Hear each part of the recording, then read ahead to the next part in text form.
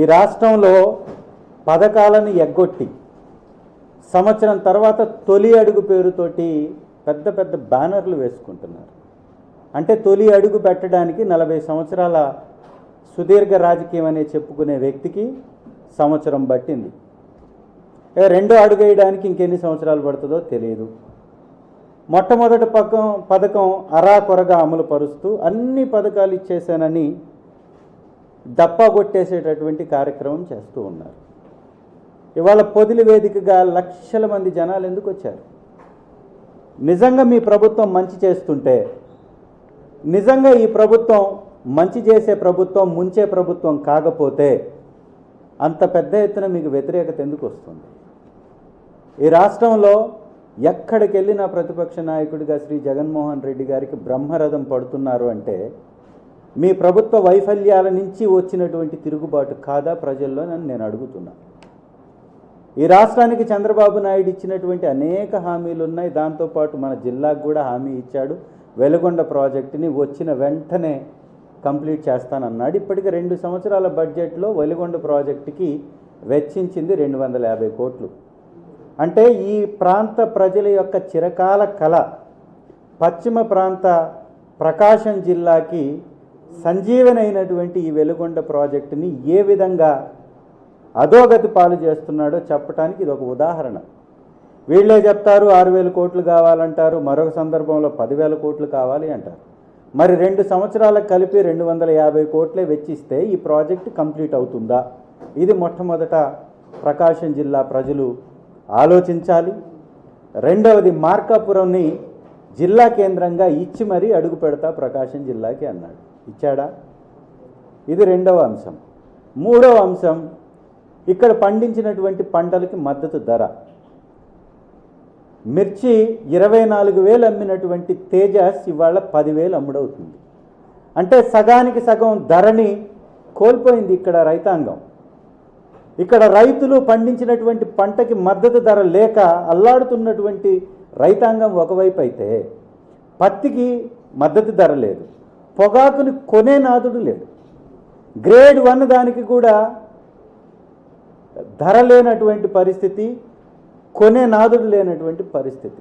మరీ ముఖ్యంగా ప్రకాశం జిల్లా ఆధారపడి ఉన్నటువంటి ఆక్వాకల్చర్, ఏకంగా ఆక్వా రైతులైతే సాగు క్రాప్ హాలిడేనే ప్రకటించేశారు, సాగు విరామం ప్రకటించేసినటువంటి పరిస్థితి.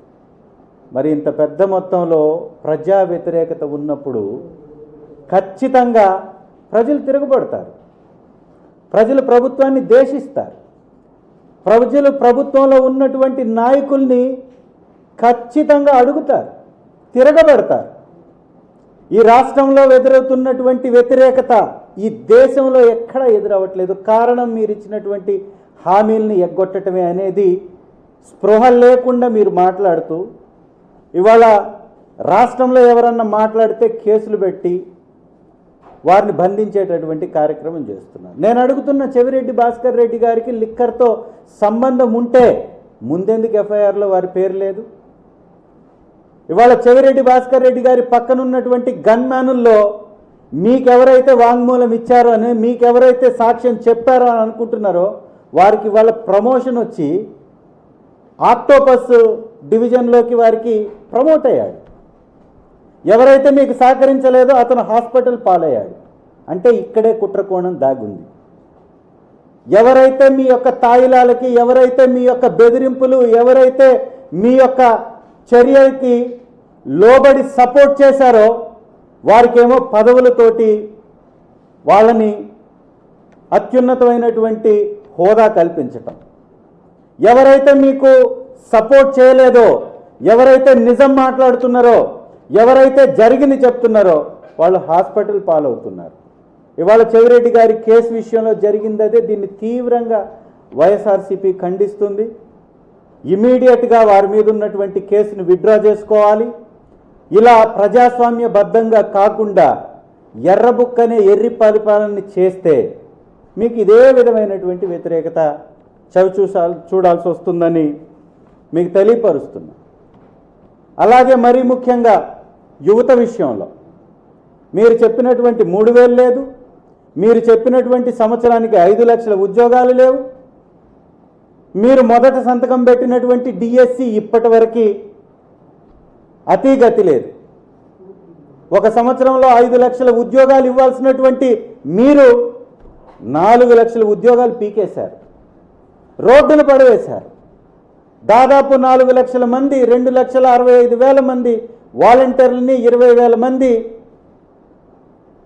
రేషన్ వాహనాలను నడుపుతున్నటువంటి వారిని, బెవరేజ్ కార్పొరేషన్లో 15,000 మంది పైచీలకు వారిని, ఫీల్డ్ అసిస్టెంట్లని, వివిధ విభాగాలలో పనిచేస్తున్నటువంటి టెంపరవరీ ఉద్యోగులను తొలగించేశారు 4 లక్షల మందిని. మరి ఇదా మీ పరిపాలన? ఇదా సువర్ణ పరిపాలన?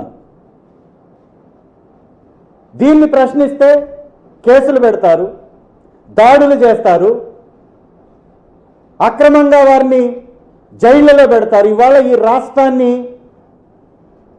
స్వర్ణాంధ్రగా చేస్తున్నామని చెప్పుకుంటూ వైఎస్ఆర్ కాంగ్రెస్ పార్టీ నాయకుల్ని ఖైదీలుగా మార్చి, వైఎస్ఆర్ కాంగ్రెస్ పార్టీ అక్రమ కేసుల ద్వారా మీరు ఖైదీలుగా మార్చి వారి ఆవాస కేంద్రంగా ఈ ఆంధ్రప్రదేశ్ని మార్చేస్తున్నారు. అక్రమ ఖైదీలకి ఆవాస కేంద్రంగా మారిపోయింది. పేరుకి స్వర్ణాంధ్ర, తెచ్చినటువంటి ఒక్క కంపెనీ లేదు, ఇచ్చినటువంటి ఒక్క ఉద్యోగం లేదు, ఒక్క పెట్టుబడి లేదు, సాధించినటువంటి ఒక్క ఘనత లేదు. అదేమయ్యా అంటే మేము యోగాంధ్రగా మార్చామంటారు. చాలా సంతోషం, యోగాని ప్రోత్సహిస్తే మంచిదే. కానీ మీరు ఆరోగ్యశ్రీని తొలగించేసి రోగాంధ్రగా మార్చేస్తున్నారు దీన్ని. మరి దీన్ని ఎవరు పట్టించుకోవాలి? ఆరోగ్యశ్రీ లేక రోగాలతో అల్లాడిపోతున్నటువంటి వారిని పట్టించుకునే నాదుడేడి? ఈరోజు మీకు బీసీలకి ఇక్కడ ఉన్నటువంటి మైనింగ్స్లో రాయితీలు ఇస్తానన్నారు. 15%, 20% రాయితీలు ఉన్నారు. ఒక్కరికి ఇచ్చారా? ఒక్క బీసీకి ఒక్క మైన్ అలాట్ చేశారా? ఈ జిల్లాలో ఒక్క మైన్ అలాట్ అయిందా? మత్స్యకారులకు ఇస్తానన్నటువంటి 20,000 ఇచ్చారా? లేదా అర్చకులకు ఇస్తానన్నటువంటి గౌరవ వేతనం ఇచ్చారా? లేదా నాయి బ్రాహ్మణులకు ఇస్తానన్నటువంటి ఏమైనా కేటాయింపులు చేశారా? ఎక్కడా కూడా ఏమీ లేదు, శూన్యం. అందుకే శ్రీ జగన్మోహన్ రెడ్డి గారు పర్యటనకు వస్తుంటే మా ప్రభుత్వంలో జగన్మోహన్ రెడ్డి గారి ఆధ్వర్యంలో ఇచ్చినటువంటి హామీలని 95% నెరవేర్చారు. కాబట్టే అభిమానంతో జగనన్న గారి కార్యక్రమాలకి పెద్ద ఎత్తున తరలి వస్తున్నారు. దీన్ని మీరు ఆపితే ఆగేది కాదు. మీరు చేసినటువంటి తప్పులకి జవాబుగా వస్తున్నారు ప్రజలు స్వచ్ఛందంగా. మీ పరిపాలనకి వ్యతిరేకంగా వస్తున్నారు ప్రజలు స్వచ్ఛందంగా. మిమ్మల్ని గద్దె దించడానికి సంవత్సరం రోజుల్లోనే సిద్ధపడ్డారు. రానివ్వండి, మీరు లోకల్ బాడీ ఎలక్షన్స్ రానివ్వండి, ఏ గతి పడుతుందో తెలుగుదేశం పార్టీకి ఒకసారి మీరే గమనిస్తారు. ఇవన్నిటినీ డైవర్ట్ చేయడానికి నిన్నటి నుంచి ఒక కొత్త పథకాన్ని, ప్రణాళికని సృష్టించారు. అదేందయ్యా అంటే జగన్మోహన్ రెడ్డి గారి వెహికల్ కింద సింగయ్య అనేటటువంటి వ్యక్తి పడి చనిపోయారు అనేటటువంటి ఒక కల్పితమైనటువంటి, ఒక సృష్టించబడినటువంటి లేదా వారికి అనుకూలంగా మార్చుకునేటటువంటి ఒక వీడియోని వదిలారు. అది కూడా చిన్న వీడియో. నేను అడుగుతున్న చంద్రబాబు నాయుడు గారిని, మీ ప్రభుత్వంలో పనిచేస్తున్నటువంటి ఎస్పీ గారు అన్ని ఎంక్వైరీలు చేసిన తర్వాత వారి మృతికి కలిగినటువంటి కారణం జగన్మోహన్ రెడ్డి గారి కాన్వాయ్లో ఉన్న వెహికల్ కాదు అని వారే నిర్ధారించి చెప్పారు. ఇవాళ ఎంత ఫోర్స్ పెట్టి మీరు వారితోటి ఆ మాట చెప్పించారు అనేటటువంటి అనుమానం మాకు కలుగుతుంది. నిజంగా ఆ వీడియో నిజమైతే మరి ఆ వ్యక్తి పడ్డటువంటి వాహనం యొక్క డ్రైవర్ ఎవరు?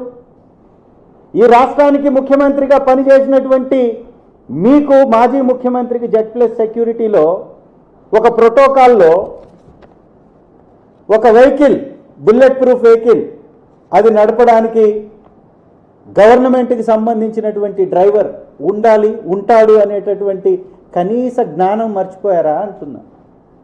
ఈరోజు మీరు ఒక మంచి వెహికల్ ఇవ్వకపోతే ప్రభుత్వ అనుమతితో ఒక సొంత వెహికల్ తీసుకున్నటువంటి వైఎస్ఆర్ కాంగ్రెస్ పార్టీ ఈరోజు మీరు కల్పించినటువంటి ప్రభుత్వం ఇచ్చినటువంటి డ్రైవర్ తోటి ఆ వాహనాన్ని నడుపుతున్నాడు. ఓ ప్రతిపక్ష నాయకుడు వెళ్తుంటే రోప్ పార్టీ ఉండాలి, వాహనం చుట్టుపక్కల పోలీసు వారి భద్రత ఉండాలి. మీరే చెప్పారు 15,000 మంది పైచిలకు వచ్చారని మీరు అన్నారంటే దాదాపు 60,000 పైచిలకు వచ్చారనేది ఇది స్పష్టం. పొదిలి ఘటనలో, పొదిలి మీటింగ్లో, అదేవిధంగా పల్నాడులో కూడా పట్టనటువంటి జనం వచ్చారు. మరి వీరందరూ వచ్చినప్పుడు ఒక Z+ సెక్యూరిటీ కలిగినటువంటి మాజీ ముఖ్యమంత్రి గారి ముందు సెక్యూరిటీ మీరు ఇచ్చి ఉంటే ఇలాంటి ఘటనకి అవకాశం ఉంటుందా? ఒకవేళ మీరు సెక్యూరిటీ ఇవ్వకపోతే, సెక్యూరిటీ ఇవ్వట్లేదు అని మీరు చెప్పదలుచుకుంటున్నారా? ఏది నిజం? సెక్యూరిటీ ఇచ్చింది నిజమా? సెక్యూరిటీ ఉంటే ఏ విధంగా ఆ వెహికల్ కింద ఆ వ్యక్తి పడే అవకాశం ఉంటుంది? ఒక్కసారి మీరే చెప్పాలి. రెండవది, ఆ వీడియోలో కూడా గమనించినట్లయితే వెహికల్ హిట్ అయినప్పుడు, ఆ వెహికల్ కింద పడ్డప్పుడు, ఆ వెహికల్ దాటుకొని పోయిన తర్వాత ఆ వ్యక్తి గురించి ఆ చుట్టుపక్కల ఉన్నటువంటి జనాలకు తెలిసే అవకాశం ఉండదా? ఒక్కసారి ఆలోచించండి. కేవలం ఆ కింద మాత్రమే, ఆ టైర్ దగ్గర మాత్రమే ఆ వ్యక్తి ఉన్నట్టుగా, సింగయ్య గారు ఉన్నట్టుగా చూపించడం జరుగుతుంది ఆ వీడియోలో. ఇది నిజమా అని నేను అడుగుతున్నాను. ఒకవేళ మీ దగ్గర నిజంగా ఆ వీడియో ఉంటే బయట పెట్టొచ్చుగా. అంతమంది మధ్యలో, పట్టనటువంటి జనాల మధ్యలో, చుట్టూరు వెహికల్ చుట్టూ జనాలు ఉన్నప్పుడు టైర్ కింద భాగంలో వీడియో తీసినటువంటి వ్యక్తి ఎవరు? ఒకవేళ అలా తీయకపోతే డ్రోన్ కెమెరాలో ఆ కింద ఉన్నటువంటి విజువల్స్ ఎలా దొరుకుతాయి? ఒకవేళ దొరికితే ఆ 20 సెకండ్లకు సంబంధించినటువంటి వీడియోనే ఎలా బయటకు వచ్చింది? మిగిలిన వీడియో ఏమైంది? మీ సెక్యూరిటీ ఏమైంది? మీ రోప్ పార్టీలు ఏమయ్యారు? మీరు కల్పించినటువంటి భద్రత, పోలీస్ వ్యవస్థ ఏమైంది? మరి వీళ్ళందరినీ దాటుకొని ఆ ప్రోగ్రాం అయిపోయిన తర్వాత, వారి అంత్యక్రియలు కూడా జరిగిన తర్వాత ఆ వీడియో రిలీజ్ చేయాల్సినటువంటి అవసరం ఏమొచ్చింది? ఇలాంటి అనేక ప్రశ్నలు వైఎస్ఆర్సీపీ శ్రేణుల్లో కలవరం కలుగు చేస్తున్నాయి. ఇవాళ ఒకరి సంఘటన కాదు, జగన్మోహన్ రెడ్డి గారి భద్రత పట్ల మీరు వ్యవహరిస్తున్నటువంటి తీరు చాలా ఆక్షేపణీయం. ఈ రాష్ట్రానికి ముఖ్యమంత్రిగా పనిచేసినటువంటి వ్యక్తికి మీరు కనీస భద్రత కల్పించకపోవటం అత్యంత దుర్మార్గమైనటువంటి చర్య. మీరు కూడా గతంలో ముఖ్యమంత్రిగా చేశారు, ప్రతిపక్ష నాయకుడిగా ఉన్నాడు. మీరున్నప్పుడు ఇదే పవన్ కళ్యాణ్ గారు మేం ప్రభుత్వంలో ఉన్నప్పుడు ఇలాంటి ఆంక్షలు ఉన్నాయా? 200 మందికి 100 మందికే పోవాలి అనేటటువంటి ఆంక్షలు మేము పెట్టామా? మీరు ఈ రాష్ట్రం మొత్తం అబద్ధాలు చెప్పుకుంటూ తిరుగుతున్నా మిమ్మల్ని ఆపామా? ఈ రాష్ట్రం మొత్తం యువగళం పేరుతోటి అబద్ధాలు ప్రచారం చేసుకుంటూ ఎర్ర బుక్కు పట్టుకొని నీ కొడుకు తిరిగినా నిన్ను ఆపామా అడుగుతున్నాం మేము. మరి మీకున్నటువంటి స్వేచ్ఛ మాకు లేదా? మీ అబ్బాయికి ఉన్నటువంటి స్వేచ్ఛ మాకు లేదా? మా ప్రభుత్వంలో మీ కొడుకు, తండ్రి, అలాగే పవన్ కళ్యాణ్ గారు ముగ్గురు తిరిగారు కదా. మరి మీకున్నటువంటి స్వేచ్ఛ మాకు లేదా? ఒకవేళ మీరు భద్రత కల్పించి, మీరు అన్ని విధాల ప్రతిపక్ష నాయకుడికి ఇవ్వాల్సినటువంటి Z+ కేటగిరీ సెక్యూరిటీ కల్పిస్తే, ఒక వ్యక్తి కింద పడితే ఎవ్వరు చూడరా? లక్షల మంది అక్కడ ఉన్నవాళ్ళు. అది కూడా కాన్వాయ్ వెహికల్స్ ముందుంటాయి. ఆ వెహికల్ కింద పడాలంటే కాన్వాయ్ వెహికల్ని దాటుకోవాలి. 1కి 4 వెహికల్ని మీరు ఇచ్చినటువంటి పర్మిషన్ వెహికల్సే దాటుకొని రావాలి. ఎలా సాధ్యం ఇదంతా? వీటన్నిటిని కూడా నివృత్తి చేయాల్సినటువంటి అవసరం ఉంది. నిజంగా సింగయ్య గారు చనిపోవటం బాధాకరమైనటువంటి విషయం. ఎందుకంటే మా నాయకుడు, మా వైఎస్ఆర్ కాంగ్రెస్ పార్టీ నాయకుడు, మాకుంటుంది బాధ. మీలాగా మేము తప్పుడు ప్రచారాలు చెయ్యం. నిజంగా చనిపోవడం అత్యంత బాధాకరం కాబట్టే వారిని ఆదుకోవాలని 10 లక్షలు పంపించి ఆదుకున్నాం. మరి కందుకూరు వచ్చినప్పుడు 8 మంది చనిపోయారే, ఏమిచ్చారు చంద్రబాబు గారు? మీరు ఏం ఆదుకున్నారు వారిని? మీరు ఈ రోజుకి మీ ప్రభుత్వంలో ఆ 8 మందిలో ఏ ఒక్కరికన్నా ఒక ఉద్యోగం ఇచ్చారా? ఒక కుటుంబాన్నన్నా ఆదుకున్నారా? చీరలు పంచుతూ 6 మందిని పొట్టన పెట్టుకున్నారే గుంటూరులో. మరి వారి కుటుంబాలలో మా సింగరాయకొండకు సంబంధించినటువంటి ఒక కుటుంబం కూడా ఉంది, ఫ్యామిలీ ఉంది. ఉద్యోగం ఇస్తానని మీరు చెప్పారని ఇప్పటికీ ఆఫీసుల చుట్టూ తిరుగుతున్నారు. ఒక్కరిని ఆదుకున్నటువంటి పరిస్థితి లేదు. అలాగే గోదావరి పుష్కరాల్లో 12 మంది చనిపోయారు మీ వలన. మీ చేతగానటువంటి ప్రభుత్వం వలన సెక్యూరిటీ ఇవ్వక చనిపోయారు. మరి వాళ్ళనేం ఆదుకున్నారు మీరు? అలాగే వైకుంఠ ఏకాదశి రోజు తిరుపతిలో 10ల సంఖ్యలో చనిపోయారు. వారికి మీ ప్రభుత్వం ఏం సమాధానం చెప్తుంది? ఇవన్నీ ప్రభుత్వ హత్యలు కావా? ప్రభుత్వం ద్వారా వచ్చినటువంటి డ్రైవర్ యొక్క చేతిలో ఒకవేళ ప్రమాదం జరుగుంటే జగన్మోహన్ రెడ్డి గారి మీద కేసు పెడతారా మీరు? ఇలాంటి దుర్మార్గం, ఇలాంటి నీతి మాలినటువంటి రాజకీయం, ఇలాంటి నియంత పోకడలు, ఇలాంటి అణచివేసేటటువంటి ధోరణి ప్రజాస్వామ్యంలో చల్లవని మనవి చేసుకుంటూ, ఇలాంటి నిరంకుశత్వ పరిపాలనని మానుకొని ప్రజాశ్రేయస్సుకి నడుం బిగించాలని, ఇలాంటి చర్యల వల్ల మీ యొక్క పార్టీ, మీ యొక్క ప్రభుత్వం ప్రజల్లో చులకనవుపోతుందని గమనించమని మీకు సలహా ఇస్తూ, వైఎస్ఆర్ కాంగ్రెస్ పార్టీ మీద జరుగుతున్నటువంటి ఈ తప్పుడు ప్రచారాన్ని తీవ్రంగా ఖండిస్తూ, చెవిరెడ్డి భాస్కర్ రెడ్డి గారి అక్రమ అరెస్టును కూడా తీవ్రంగా ఖండిస్తూ సెలవు తీసుకుంటున్నా. Thank you.